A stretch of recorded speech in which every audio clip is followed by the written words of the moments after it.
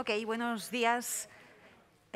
Aquí estamos Guillermo y yo, del grupo de investigación Smart Classroom Project, profesores, bueno, junto con María, perdón, que está aquí también con nosotros, y con otra compañera que está bueno, en Barcelona, profesores de la Universidad Oberta de Cataluña y de la Universidad de Barcelona. Y os venimos a explicar nuestra mirada. De hecho, yo creo que la conferencia anterior nos ha enmarcado en muchas, bueno, nos ha enmarcado mucho, digamos, y nosotros, pues en este marco anterior, digamos, nos hemos focalizado, diría yo, en uno de los aspectos determinados que ahora os compartiremos. Y bueno, este es el título. Yo no seré como Jordi, no soy capaz de poder leer tan como ha hecho él, ¿no? Pero nosotros, como grupo de investigación, partimos de un problema, ¿no? Y el problema tiene que ver con esta imagen de los clics, pero también tiene que ver con esta imagen de un aula. Sí, seguro, ¿no?, que si miráis el aula podemos todos situarla en un momento determinado de la historia, digamos, de la educación española. Es un aula del franquismo, está claro, ¿no? Hay algunos referentes que nos llevan claramente a pensar en esta aula. ¿Lo veis bien? ¿Sí? Es que voy a moverme. Sí, quizás. ¿Sí? Bien, pues esto, ¿no? Esta aula, decía, con unos referentes muy determinados, pero en cualquier caso, quedémonos, si vemos la imagen, con un par de aspectos, ¿no? En primer lugar, las hileras de mesas y sillas, mirando, ¿no?, enfrentadas, digamos, a la mesa del o de la docente, que está opuesta, que está en el centro del aula, y a su lado con una pizarra y una estantería con libros. El centro es la palabra, ¿no?, la palabra que se transmite, la palabra del docente, la palabra escrita y, por tanto, el conocimiento escrito. Y sí, es de una época determinada, pero ¿qué nos pasa? Saltamos 70 años, nos ponemos en el año 2022 y esta es una aula convencional de un instituto, en este caso, ¿no?, de un centro público de nuestro contexto, Cataluña. Y sí han cambiado cosas, está claro, hay cambios, pero también hay otras que se mantienen inamovibles, ¿no? Las hileras, la mesa del docente, la pizarra. Ahora sí, hemos incorporado el ordenador, claro que sí, pero por ahí siguen manteniéndose muchos aspectos. Y si hacemos una búsqueda en cualquier buscador, ¿no?, y ponemos aulas, nos vuelve a pasar lo mismo, nos vuelve a salir. Y ese es nuestro contexto normal, ¿no? Todos nosotros como maestros, como profes, como docentes, nos movemos en estas aulas. Y nos movemos en estas aulas muchas veces sin cuestionarnos por qué son de esa manera, ¿no? Y tiene que ver con esta idea de, bueno, pues nos hemos socializado escolarmente en estos contextos, hemos aprendido, hemos fracasado también en algunas cosas, pero bueno, pues ahí estamos, ¿no? Ahí estamos y pocas veces pensamos por qué o qué cambios introducir o si hay otras maneras de hacerlo. Y en cualquier caso, lo que sabemos seguro, digamos, ¿no?, o esa intuición nos puede llevar a pensar que esta configuración del aula pues no está centrada en las personas, o en cualquier caso no está pensada centrado en el alumnado, ¿no?, en el estudiantado, sino que pues seguramente está centrado en la figura del en la figura del docente, ¿no?, de nuevo como eje. Y claro, desde una determinada posición pedagógica, antes Jordi lo comentaba, ¿no?, pero es esta posición descontextualizada de lo que pasa, ¿no? Nos alejamos de la experiencia viva del niño y de la niña y la encorsetamos, la convertimos o pensamos que convirtiéndola de una manera determinada podemos conseguir pues, el aprendizaje además pensado como conocimiento, ¿no? Bien, pues delante de este problema que digamos ahora he radiografiado un poco, empezamos a pensar en soluciones. ¿Qué es lo que podemos hacer? Hay que hacer alguna cosa en primer lugar, ¿no? Y si hay que hacerla, ¿qué es lo que podemos hacer? Entendiendo, aquí no quiero entrar en el detalle, ¿no?, pero entendiendo que, en primer lugar, que el aula es mucho más que 4 paredes y que el mobiliario que ponemos dentro y que estos niños y niñas que entran, ¿no?, y este docente que está en ese espacio. Y es que el aula tiene digamos, todas estas funciones pedagógicas. Y si las leéis, no hay nada nuevo que no sepamos. Seguro que lo habéis pensado porque lo vivimos, ¿no? Lo vivís en vuestro día a día. Pero, bueno, esta idea, ¿no? Es un nodo de trabajo, digamos, para el aprendizaje colaborativo y social. Perdón, que me pongo aquí para verlo porque hay un foco. Que es un espacio para desarrollar la autonomía y la identidad personal. También lo sabemos, ¿verdad? Bueno, que es un foco para explorar relaciones, que es aquel lugar donde trabajar la libertad y la expresión, un punto de encuentro entre culturas. Antes se ha hecho también referencia a esto. Y este espacio para comunicarnos e intercambiar no solo conocimientos, sino en este sentido más social. Bien, pues si estas son las funciones pedagógicas del aula como espacio simbólico para entendernos, ¿por qué seguimos pensando en el aula tradicional? Cuando en realidad, ¿no? Por aquí se nos abren, digamos, pues nuevas miradas, ¿no? Y sabemos, ¿no? Y ahora esto es lo que os venimos a explicar para entendernos, queremos compartir con vosotros, que para que se den de la mejor manera todas estas funciones pedagógicas necesitamos unos espacios que estén pensados de otra manera, que sean modulables, que sean flexibles, que sean funcionales, donde la mirada del adulto no sea tan evidente, que no esté pensada desde el adulto, por el adulto y hacia el adulto, sino favoreciendo todos estos espacios. Y, claro, con una estética comprometida con los valores pedagógicos. Y aquí, bueno, creo que después lo podremos explicar con ejemplos, no me quiero detener más. Referentes desde la pedagogía. Bueno, no entro en esto, pero en cualquier caso, ¿no? Evidentemente se ha trabajado, se ha experimentado, hay muchísimas experiencias desde un punto de vista histórico, empezando claramente por todo el movimiento de la Escuela Nueva, que seguro, ¿no? que conocemos, pero en cualquier caso, la Escuela Nueva, inicios del siglo XX, ya nos estaba diciendo cómo tenía que ser el aula, cómo tenía que ser la escuela, cómo tenía que ser el patio, centrado en el niño y la niña. Han pasado un siglo, más de un siglo. Claro, tuvimos el corte de la Guerra Civil Española y toda la involución, ¿no? Que hubo, y ahora estamos recuperando muchas de las cosas que nos decían en la Escuela Nueva o María Montessori. Hubo después otros, es que cuando pongo esta diapo me salen siempre ganas de explicarlo todo, pero no. O sea, ha habido posteriormente otras muchas, digamos, no muchas, pero otras pedagogías. Por aquí nos aparece, ¿no? Todo el movimiento de Reggio Emilia, solo hablar del tercer maestro. Reggio Emilia nos habla de el tercer maestro, el espacio, como educador, ¿no? Hay tres maestros, los niños, los iguales, el docente y el espacio. Idea importantísima. Y después, ya en el siglo XXI, nos aparece la escuela viva y la escuela lenta, a las que antes Jordi ha hecho referencia. También hay muchas investigaciones, esto sí, sobre espacio y aprendizaje.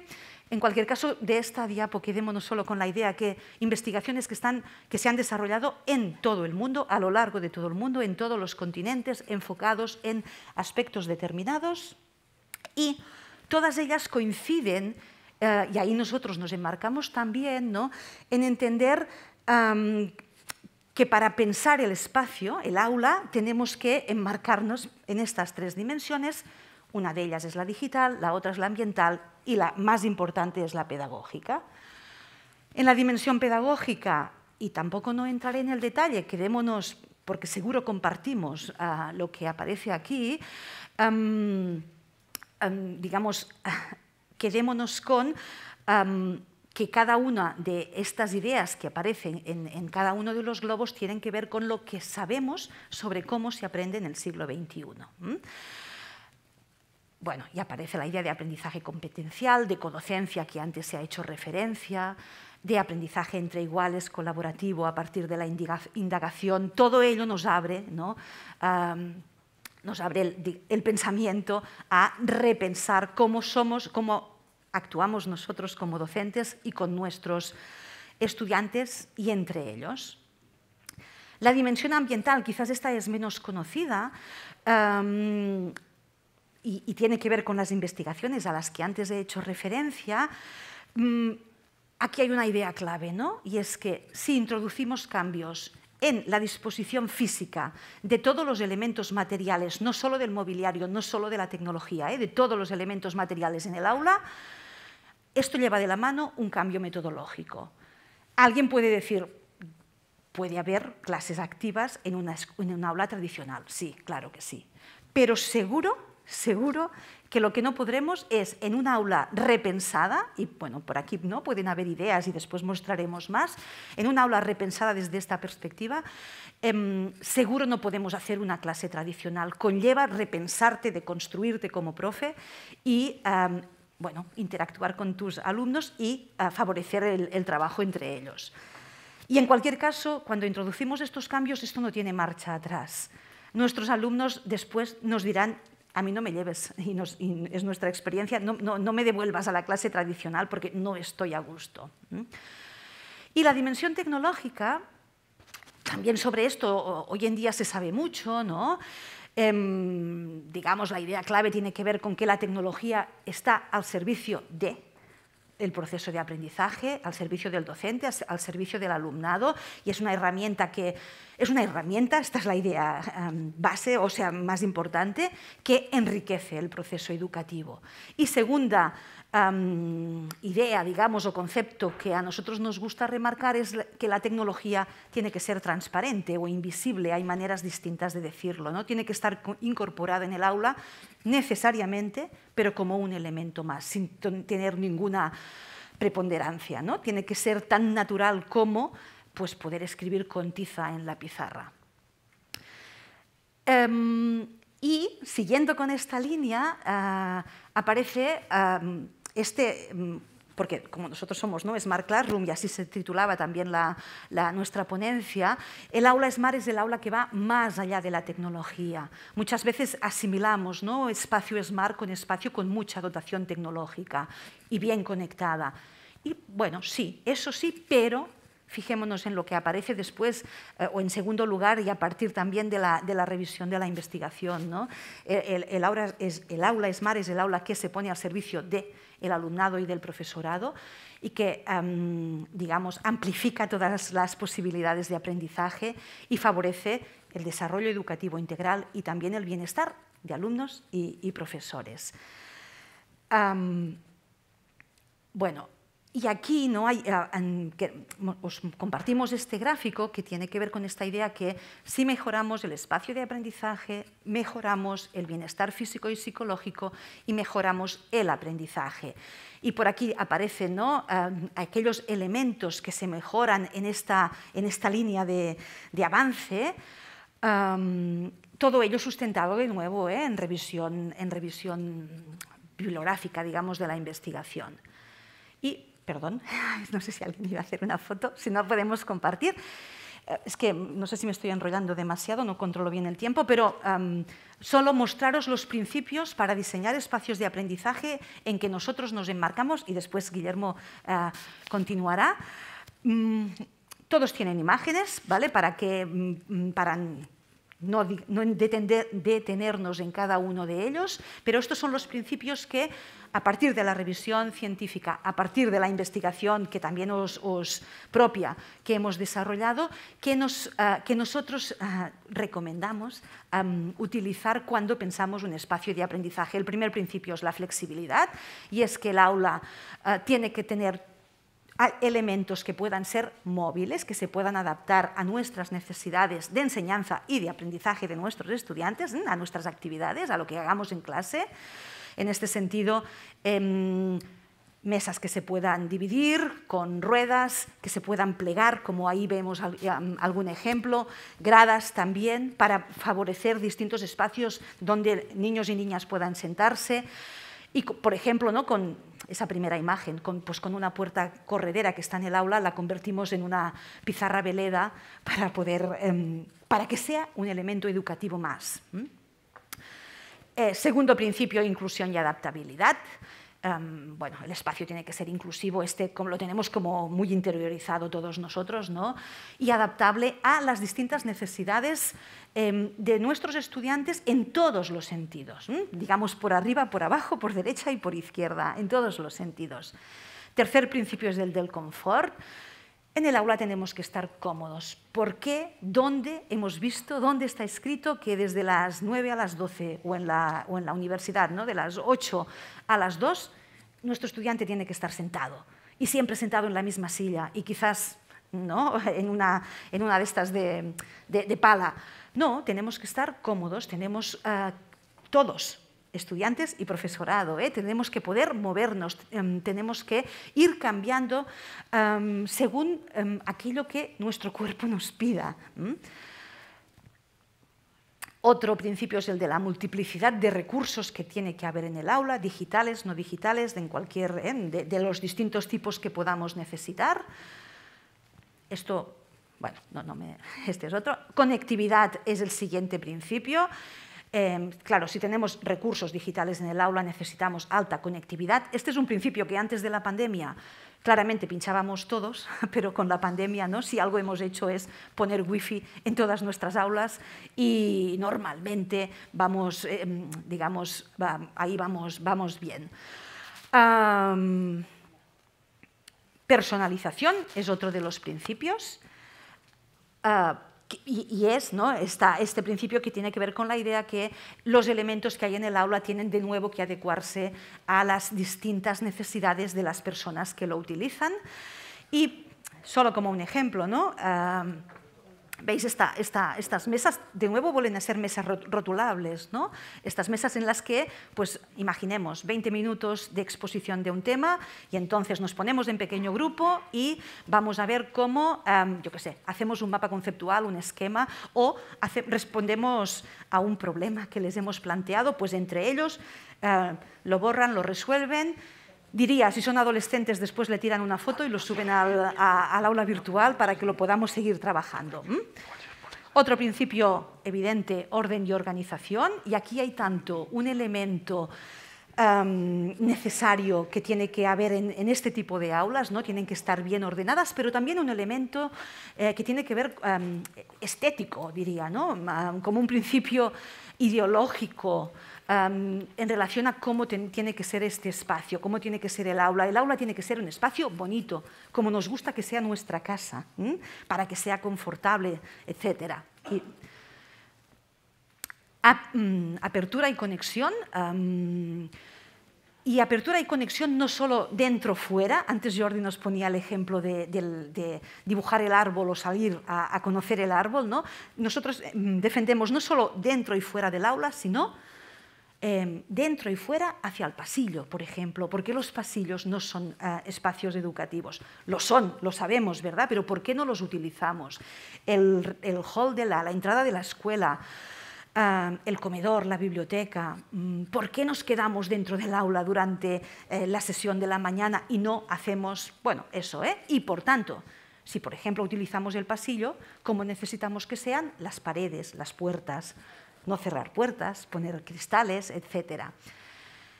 Este es otro de los principios, seguridad y bienestar. Y fijaos que por ahí aparecen pues, plantas, aparece agua, en este mismo sentido. Y el último principio es el de sostenibilidad. Y ahí sí que tenemos un camino por recorrer, ¿no? En relación a pensar cómo hacer que nuestros espacios de aprendizaje sean el máximo de sostenibles en este marco de emergencia climática en el que vivimos. Y le paso la palabra. Vale, gracias. Vale, pues Ana nos ha situado un poco desde el punto de vista teórico el enfoque que nosotros utilizamos para abordar la investigación sobre la relación entre espacio y aprendizaje. En muy pocos minutos, llevamos unos cuantos años ya trabajando en esto, ayudando a centros a mejorar sus espacios y no nos resulta nada fácil escoger qué explicamos y menos en tan poco tiempo. Y yo lo que voy a hacer ahora es mostraros un poco cómo llevamos a cabo la investigación y el asesoramiento a los centros, ilustrando un poco todo el proceso que seguimos. Cuando hacemos investigación en este campo, como en cualquier otro, escogemos un enfoque y hacemos unas determinadas cosas y dejamos de hacer otras, por supuesto, ¿no? Y, de hecho, la investigación en este campo, nosotros llevamos unos cuantos años, pero requiere muchos más, como en cualquier otro campo. destacar que para nosotros una de las piezas fundamentales al abordar este tema, antes que los resultados de aprendizaje y el cambio metodológico, como también hemos podido ver que hay investigaciones a nivel internacional que lo miden, ¿no? Cómo ese cambio del espacio modifica también la metodología, es el bienestar de la persona. Antes Jordi ha comentado el número de horas al año como si no fueran demasiadas horas respecto a la vida de los niños. Creo que ha dicho una proporción de 1 a 7, ¿no? Pues nosotros una de las fricadas, como digo yo, que hemos hecho en la investigación es medir el número de horas que nos pasamos en una escolarización habitual y nos pasamos 17.000 horas. Son muchas horas para no estar bien en el espacio escolar. Entonces, ese concepto también que nos introducía Ana de la hogarización, del bienestar, es la base de todo, de lo que hacemos. Y aquí veis algunas otras cosas, como por ejemplo, ¿no? El establecer cómo pensamos que no podemos tener un modelo de aula ideal para todos los centros, pues hemos trabajado en definir esos principios. Ahora estamos trabajando precisamente en validar científicamente una rúbrica con indicadores que nos permitan medir a qué nivel tenemos nuestros espacios educativos. Por ahí es por donde vamos. A lo largo de estos años de investigación hemos hecho dos cosas a nivel general. Una es ver y evaluar cuál era la percepción, las necesidades, los conocimientos que tenía el profesorado, en este caso de Cataluña, respecto al tema de los espacios, abordándolo desde esas 3 dimensiones que nos ha comentado Ana, la ambiental, la pedagógica, que para nosotros es la más importante, y la digital. Y después teníamos como una obsesión bastante importante que nuestra investigación tuviera impacto. Y entonces lo que hicimos después de hacer ese diagnóstico, esa evaluación más socioeducativa, más general, con una muestra de casi 1.000, con un cuestionario, un estudio por encuesta, a casi 1.000 docentes de las 3 etapas educativas, hicimos una segunda fase que ahora también os ilustraré. La primera fase, de lo que tenemos ya algún artículo publicado, pues, por ejemplo, les preguntábamos cosas como la identificación de una determinada organización de aula al profesorado, y nos salía que, evidentemente, una organización más tradicional era más frecuente encontrarla en secundaria. Muchas veces nos pasaba, como pasa en estos estudios más socioeducativos, que ya la respuesta la preveemos. Había cosas que no, había cosas que nos sorprendieron en este estudio. Otra de las cosas curiosas durante esta fase de investigación es revisamos cómo estaba a nivel de cómo había variado la legislación a nivel de metros cuadrados y medidas del aula en los últimos 40, 50 años. Vimos que no había variado nada y dijimos, vamos a comparar, vamos a coger el Instituto Nacional de Estadística y vamos a ver las estadísticas de aumento de la envergadura de hombres y mujeres en España. Después de haber pasado una guerra, pues en estos años de no guerra, claro, la envergadura, el crecimiento de las personas ha tenido pues, un impacto, un aumento importante. Si no recuerdo mal, eran 13 centímetros en hombres y 8 en mujeres. Sin embargo, las medidas de los pupitres tradicionales eran iguales. Esta sensación de entrar en una clase de secundaria y pensar, aquí no caben, ¿no?, los chavales. Es porque son más grandes realmente, incluso los que somos papás y mamás pues lo vemos, ¿no?, que los hijos nos van superando cada vez más, ¿no? Bueno, ocurren estas cosas con el tema del espacio, y esa parte de más mirada global, socioeducativa, nos mostró un panorama, pues como ya preveíamos, ciertamente preocupante, que nos presentaba un problema que teníamos que intentar dar solución. Dar solución no era fácil. Y en las investigaciones que revisábamos, una de las cosas importantes e interesantes que encontramos es que cuando se medía el impacto del espacio en el aprendizaje, con estudios muy interesantes como el de Barrett, que se publicó aquí en los periódicos, se hizo en el 2015 y creo que salió como en el 2017, publicado en los periódicos, que el titular era «El espacio tiene impacto en el aprendizaje», ¿no? Es un estudio muy completo, pero se hacía sobre espacios que no veíamos bien o no nos indicaban bien cómo tenía que ser ese espacio. Y entonces nosotros dijimos, ostras, ¿por qué no investigamos sobre cómo realmente tendría que ser ese espacio, además de esos principios, para que sí que tuviera realmente impacto. Y luego medimos o miramos cómo medir el impacto. Y esa segunda parte la hicimos a partir de un proceso que sigue estas fases. Inicialmente, ahora ya hemos trabajado con muchos centros educativos, incluso con la universidad, siguiendo esta metodología, pero inicialmente lo hicimos en 5 escuelas, 3 de infantil primaria y 2 de secundaria. Algunas de las fotos que os mostraremos son de esas escuelas. Seguimos este proceso, ¿no? Primero teníamos una reunión con el equipo directivo, analizábamos el proyecto educativo, seguíamos un proceso de codiseño, y ahí es una de las claves de nuestro trabajo, es trabajar con la comunidad desde una posición de igualdad, no de ser expertos en el tema, y muy adecuado a lo que ellos necesitan, cómo tiene que ser su espacio. Y cada centro y cada espacio va a ser diferente, porque es el resultado de un proceso de codiseño, de reflexión profunda, etc. Después les presentamos una propuesta, ahí sí que ya introducimos nuestro conocimiento, esto que os ha presentado Ana y lo que se sabe y algo más extendido, lo implementamos, también asesoramos sobre su uso y lo que buscamos es una extensión de lo que pasa en ese espacio, en esa aula, en ese pasillo, en esa biblioteca que hemos codiseñado al resto del centro. Y estamos muy contentos porque realmente ya pasa, ¿no? El efecto de mancha de aceite, ¿no? O de onda en el agua, de piedra y oro, se va expandiendo al resto del centro. Importante lo que os comentaba del proceso que seguimos de codiseño. ¿Cómo podemos saber cuál es el mejor espacio o sea, cuál es la mejor organización y la mejor estructura con el presupuesto que tenemos para un determinado espacio? Pues nosotros no lo entendemos de otra forma que no sea a partir de seguir un proceso de codiseño. Que nosotros hemos determinado de una forma, evidentemente tiene que ser sostenible, porque no podemos pasarnos allí 10 meses reflexionando. Validamos realmente pues, una forma de trabajar con los centros en 3 fases, que se caracteriza por, primero, deseducar, romper tópicos, luego por reflexionar con profundidad con respecto a determinados temas y después ya concretar, porque hace falta concretar, como veréis también en fotografías. Este proceso de codiseño se diferencia de los procesos de diseño más tradicionales en las que el experto es el que sabe y el que utiliza a los usuarios como informantes de necesidades, de gustos, etc. Aquí no, nosotros en las sesiones de codiseño no nos situamos como expertos. De hecho, una de las razones por las que no nos situamos como expertos es porque no queremos condicionar. Y eso tiene 2 bondades muy importantes, ese proceso de codiseño.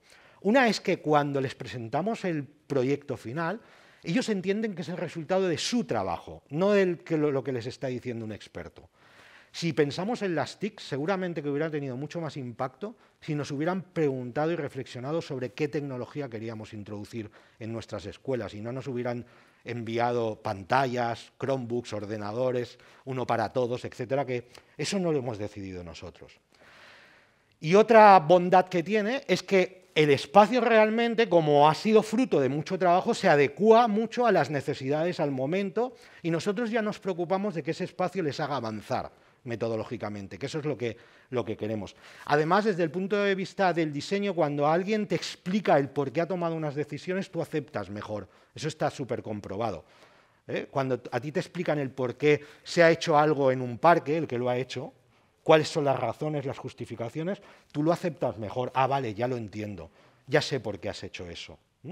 De todos modos, en esta fase de aquí, desde aquí hasta aquí, nosotros dejamos un margen importante para preguntas, comentarios, análisis del claustro, presentación a las familias, etc.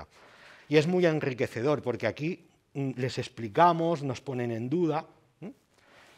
Bueno, ¿por qué hacemos el codiseño? Pues para proponer una solución a un problema en un determinado contexto. Eso es fundamental. No se puede aplicar una solución. Incluso en el tema del espacio no hay una única solución, hay muchas, ¿verdad? Lo que os decía, porque va a haber una solución muy alineada con esas necesidades de la comunidad, porque fomenta la cultura participativa que es tan necesaria en las comunidades educativas, en las escuelas, y por último porque trabajamos también competencias transversales que, bueno, que nos están pidiendo hoy día que las trabajemos, entre otros dentro de los currículums, ¿vale? Esto es lo que os decía de las tres fases, ¿verdad? La emergente, la reflexiva y la de concreción. Aquí se deseduca mucho sobre lo que nos comentaba Ana, de cómo entendemos el espacio. Nosotros tenemos muchas anécdotas, ¿no? Por ejemplo, el tema de las paredes educan, ¿no? Y sacas a un niño del aula, le preguntas qué hay en la pared que está enfrente de la pizarra y ni lo sabe, porque forma parte de la pintura del aula. Forma parte de la pintura, ¿no? Ellos no se dan cuenta, pero es que, es más, hemos hecho mini experimentos y los puedes hacer con alguna maestra y también pasa. ¿Qué tienes encima de la pizarra? Hostia, no me acuerdo. No lo sabe. O cosas, anécdotas ya de, ¿qué hay en esa caja? Pues no lo sé porque lleva ahí 2 años y nunca la he abierto. O nos quejamos de que nuestras aulas son oscuras y tenemos las ventanas llenas de papeles, cuando, por ejemplo, en nuestra casa nunca pondríamos en los cristales papeles. Y así muchas más cosas. O sea, deseducamos, reflexionamos conjuntamente, algo que no se suele hacer sobre la influencia del espacio en el aprendizaje. Cuando vamos a los coles, muy pocas veces. En algún cole hay alguna comisión de estética, alguna comisión de espacios, pero los profes generalmente no piensan que las aulas pueden ser diferentes. O recordamos, ¿no? Conversaciones entre un profe de secundaria de literatura y otro de filosofía que querían el aula de literatura y el aula de filosofía para ellos. Y hubo una pregunta clara, ¿no? ¿Pero qué diferencias hay entre un aula de filosofía y una de literatura? Pues claro, que pongas un póster de Platón o de Borges, porque otra, ¿no? Estos son momentos de trabajo de esa fase emergente, donde utilizamos diferentes estrategias, visual thinking, dibujos, design thinking, ¿vale? Trabajamos luego en una segunda fase, esto es la primera fase también, imágenes ilustrativas. En la segunda parte del proceso añadimos a los alumnos. También es muy importante escuchar su voz, que los profes escuchen. Con alumnos pequeñitos cuesta un poquito más, todo y que hay estrategias, pero con grandes, secundaria, muy bien, lo que dicen y lo que escucha el profesorado. Desde este aula no me cuida, a este aula sí me cuida, a paso set, o estoy harto de estar aquí, etcétera. Lo del principio del confort, si pasamos muchas horas, ¿verdad?, en ese espacio.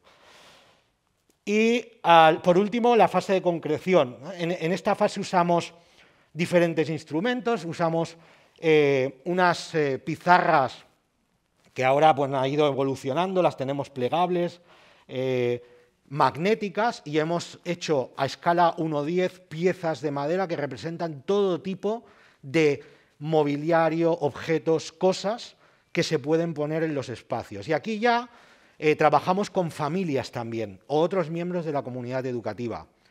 El conserje, el personal de limpieza, se pueden añadir la inspección educativa, y es muy rico el diálogo que se establece entre todos, y aquí sí que tienen que decidir sobre el espacio ya dibujado en escala 1:10, con las piezas, y ya ven lo que han reflexionado antes, concretarlo. Algo, por ejemplo, que sale mucho. Tiene que haber mesa de profesor, pues aquí ya tienen que decidirlo. Y tienen que decidir si las sillas tienen o no ruedas, o de qué color serán, o de qué color serán las paredes. Porque empiezan a pensar qué harán ahí, y empiezan a pensar qué pasará. Y ya les hemos preguntado por cosas metodológicas relacionadas con el espacio. En esta fase ya, como decía, concretan. Y tienen también catálogos, tienen fichas para decir concretamente qué necesitan, cómo lo quieren, ¿vale? Tienen también fichas que nosotros les llamamos comodín, que pueden también dibujar otras cosas, los niños las usan mucho, en las pizarras pues, pueden también especificar elementos escribiendo, ¿vale? Nosotros lo fotografiamos todo, incluso pueden cambiar la estructura. Hacemos una foto cuando han acabado y les podemos decir, bueno, ahora mirad qué otra organización con estas fichas podría tener el aula y para qué. Y entonces empiezan a pensar si el aula es zonificada o no, si es más flexible. Realmente es súper rico lo que sale. Finalmente, cuando nosotros ya nos hemos llevado toda esa información, la analizamos y les presentamos un proyecto escrito y con imágenes, con planos de cómo pensamos nosotros que han decidido ellos tener el espacio.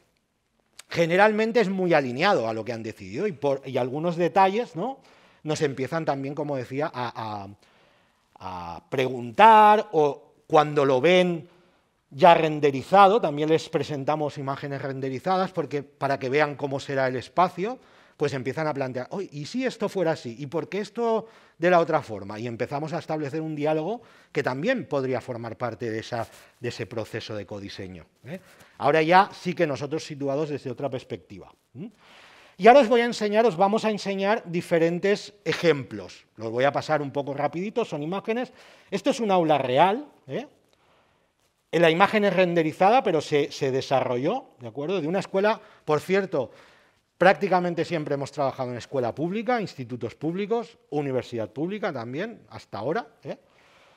Por lo tanto, los ejemplos que veis son de escuelas públicas con presupuestos limitados, por supuesto, porque también contamos con eso. De hecho, siempre que defendemos nuestro trabajo, lo defendemos también como muy sostenible, porque cuando hay alguien que te quiere imponer un determinado modelo de aula, pues evidentemente pues a lo mejor te va a poner muchos muebles, te va a poner muchas mesas, te va a poner muchas sillas, y nosotros realmente lo que hacemos es intentar que en ese espacio haya lo que hay que, tenga lo que tiene que tener, pero además de una forma sostenible. Esto es una escuela de Esplugas, cerca de Barcelona, Lola Anglada. Este espacio era muy amplio, era nuevo, se lo hicieron anexado, como veis, a aulas de quinto, sexto de primaria, y querían que fuera biblioteca, sala de actos. Era todo un reto, muy condicionado por todas esas columnas, y después de las sesiones de codiseño salió esto, con un escenario con cajones porque hacían teatro también, para meter todos los elementos del teatro, etc. Con una pared veleda magnética, que se convirtió, la pared de ladrillo se convirtió en una pared también. Trabajan mucho en exposiciones sobre pájaros, querían también un lugar de exposición con imanes. Bueno, como veis, y aquí también el espacio en uso. Me quedan como 4 minutitos. Este es el espacio también, con diferentes imágenes. Esto es un aula de la Escola Marina de Montgat, escuela pública de primaria, infantil. ¿Cómo era el aula? Que no está mal del todo, no es un aula realmente que esté sobrecargada, pero cómo acabó al final después del proceso. Este es el nuevo espacio, realmente. Esto es un aula de secundaria de un instituto público de Sant Cugat. Y en este caso aquí se comunicaba, es una puerta corredera con pizarra veleda también, se comunicaba con un pequeño aula STEAM y con un taller sucio, que lo llamaban, de fabricación. Y este es más el espacio más limpio. Sala de profesores, que también hemos diseñado alguna, porque evidentemente los profes también tienen que estar cómodos, como no, ¿no? Y esto es un taller de un instituto público también, un taller de antiguo, ¿no?, de mecánica con grúas y tal, y lo querían convertir en otra cosa completamente diferente, y se convirtió en esto. Todos los elementos que hay ahí no es que sean bonitos, que también creemos que lo son, también tiene poco mérito, porque antes eran muy feos, sino lo importante es que todo está justificado.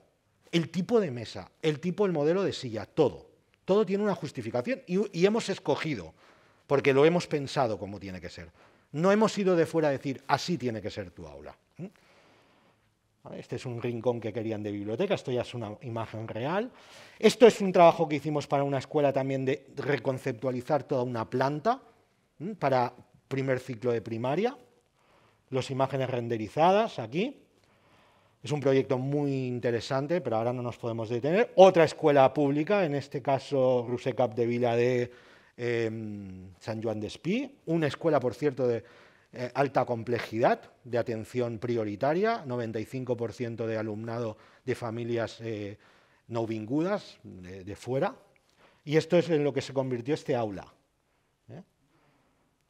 ¿vale? Bajo presupuesto, familias que pusieron el parquet, etcétera, etcétera. Lámparas regaladas por una empresa. Bueno, ahora, ¿cómo pongo esto? Aquí. Ahora, imágenes del espacio en movimiento. Creo que no tiene ni sonido para que veáis, ¿eh? Es un momento. Vino TV3 a hacer un reportaje y, bueno, pues os lo pongo para que veáis cómo más o menos se va trabajando aquí. Y no me quiero dejar una cosa importante. ¿Cuánto me queda? ¿Un minutito o dos? ¿Uno? Vale, esto, aula universitaria en la UB, un aula que codiseñamos también. Unos segunditos para que veáis un momento del trabajo. Creo que ayer lo explicaba, ¿no? En estas mesas grandes y en las gradas para exponer. Son estudiantes de magisterio. Claro, realmente les estamos enseñando otro tipo de espacios donde ellos aprenden también.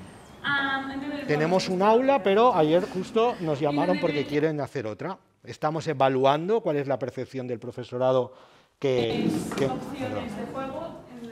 a pasar por aquí. Aquí unas expresiones de lo que nos dicen de las aulas, ¿vale? Y una cosa importante, claro, evaluamos lo que pasa, ¿no? En esos espacios. Para nosotros es muy importante. La evaluación de esos espacios no es fácil, y generar evidencias de que ahí se aprende más de otra forma no es fácil y estamos en ello, pero sí que de los que hemos implementado utilizando estas estrategias, evaluación de los prototipos mediante autoinformes de la percepción de mejora, observaciones mediante plantillas pues evaluadas, y grupos focales de profesores que contrastan cuál es su experiencia en el uso de los espacios. En los 5 centros, y ya acabo, en los que implementamos la investigación de la que os hablábamos antes, utilizando una escala Likert de medida, la percepción de mejora en prácticamente todos los ítems era de 1 a 5, era entre 4 y 5, y es mucho. Entonces nosotros decimos, hemos conseguido de alguna forma hacer como una transición entre lo que es el aula tradicional y un aula que nosotros lo llamamos SMART, que queda muy chulo, es en inglés, pero es que surge de cómo tuvimos que llamar al proyecto, ¿no? Del acrónimo que te exigen en las calls, ¿no? ¿Qué acrónimo tiene? Pues dijimos Smart Classroom, y ya nos hemos quedado con ese nombre. Y tenemos en nuestra web cosas de difusión, entre otras cosas, pues para explicar en resumen lo que entendemos por una Smart Classroom, los 10 principios que antes nos ha enseñado Ana, y ya está. Es que ricasco, que me habré pasado un minutito, ¿vale?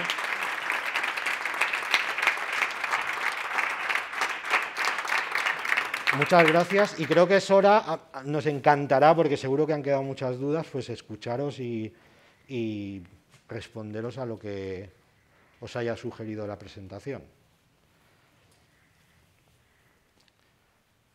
Si puede ser en castellano, porque en vasco os contestaré lo que yo quiera o lo que nosotros queramos, ¿no? Si lo decís en vasco. Todo clarito parece. ¿Todo clarito? Pues muchísimas gracias. A vosotros. ¿Vale? Gracias. Gracias.